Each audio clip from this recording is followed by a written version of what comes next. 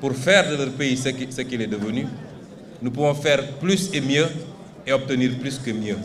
Notre challenge se trouve ici, en Afrique. La question monétaire, qui est une question qui nous semble fondamentale. Parce que, M. Mélenchon, nous avons, comme je l'ai dit, un pays à transformer. Et cette extraordinaire jeunesse que vous voyez attend beaucoup de nous. Et c'est pourquoi le plus difficile, ce n'est pas d'avoir un programme avec des axes que nous ferons ceci dans l'agriculture, ceci dans l'industrie, ceci dans la fourniture des biens et services de première nécessité. Ce n'est pas ça le plus problématique pour nos pays. Le plus difficile, c'est d'aller chercher les moyens là où ils sont. Et nos moyens sont énormes, mais ils nous échappent. Et nous allons les chercher là où ils sont.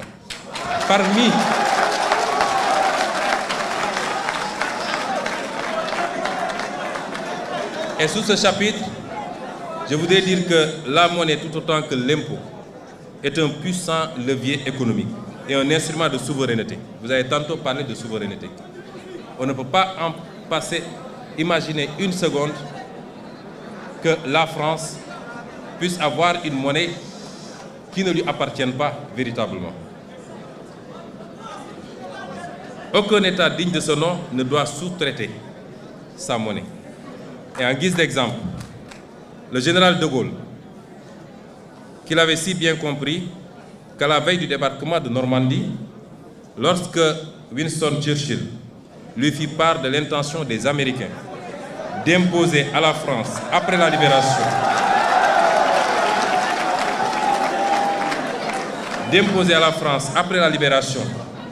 une nouvelle administration, une monnaie appelée billet-drapeau, le général piqua une colère noire. Vous connaissiez ces colères. Allez, faites la guerre avec votre fausse monnaie, rétorqua-t-il. Ce billet ne circula que peu de temps en Normandie, notamment un seul mois, deux ou trois mois, de juin à août 1944, avant d'être définitivement retiré. Voici ce que nous en disions sur la question monétaire dans notre ouvrage intitulé « Solutions pour un Sénégal nouveau ». Je disais alors que nous optons sans équivoque pour une sortie prudente de ce système exsangue, car les banques centrales ayant perdu toute initiative de change pour maintenir ce taux de réserve, compriment nos économies et réduisent l'activité interne par une limitation des émissions monétaires. Ce que nous proposons, c'est de restituer à la monnaie ses fonctions d'écoute et de financement de l'économie par la formulation de l'offre des productions à l'exportation et à la consommation intérieure, l'appui aux politiques industrielles, et j'en passe, et j'en passe. Et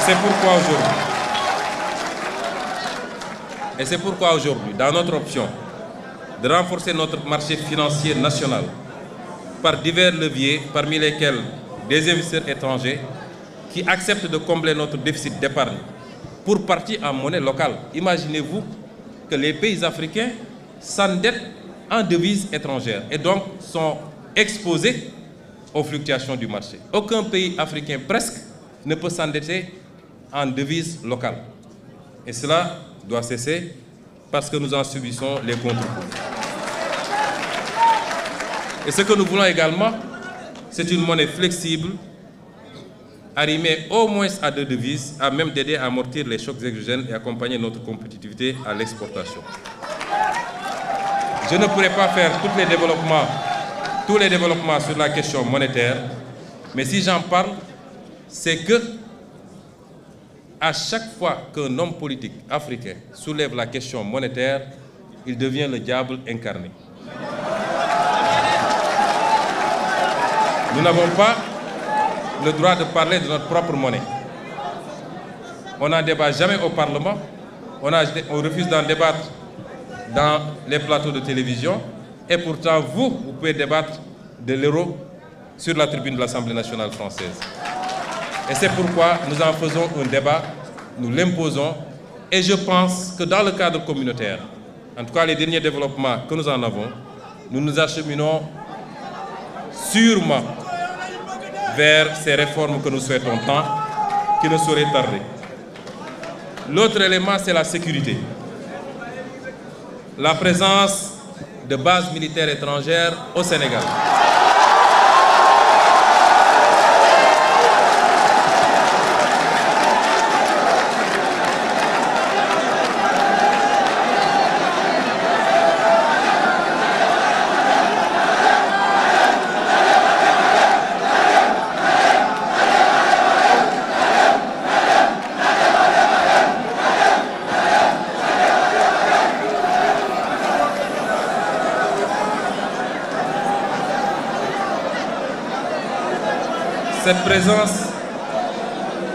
Cette présence de bases militaires suscite des interrogations légitimes, plus de 60 ans après nos indépendances.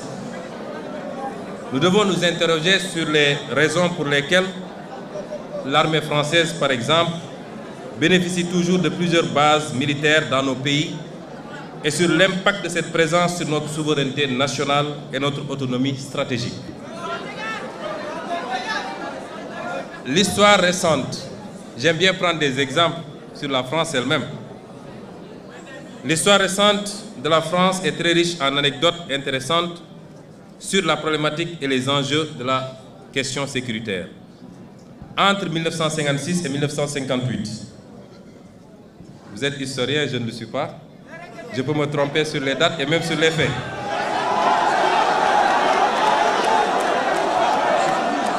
Mais entre 1956 et 1958, c'est-à-dire après la Deuxième Guerre mondiale, les Américains eurent le projet d'installer sur le territoire français un stock d'armes nucléaires et de missiles balistiques.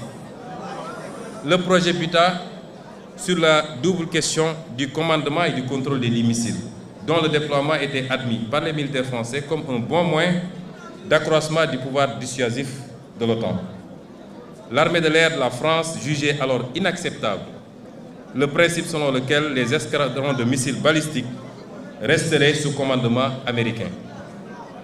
Ces unités devaient impérativement être sous commandement national.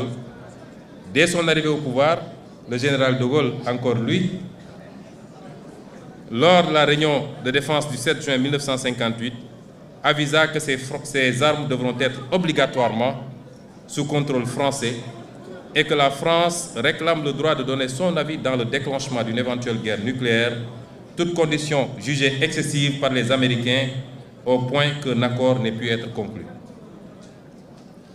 Deuxième exemple, en mai 1966, le général de Gaulle engagea la France à se retirer du commandement intégré de l'OTAN, qui disposait alors d'une dizaine de bases militaires en France. Et la conséquence, nous la savons. Et justifia cette décision par la volonté de la France de disposer d'elle-même, volonté qui est incompatible avec une organisation de défense dans laquelle elle est subordonnée. Je réitère ici la volonté du Sénégal de disposer de lui-même, laquelle volonté est incompatible avec la présence durable de bases militaires étrangères au Sénégal. Ceci ne remet pas en question les accords de défense. Nous entretenons les accords de défense avec beaucoup de pays, les États-Unis, la Grande-Bretagne, la Chine même, je crois, beaucoup de pays. On peut avoir des accords de défense sans que cela ne justifie que le tiers de la région de Dakar soit occupé aujourd'hui par des garnisons étrangères.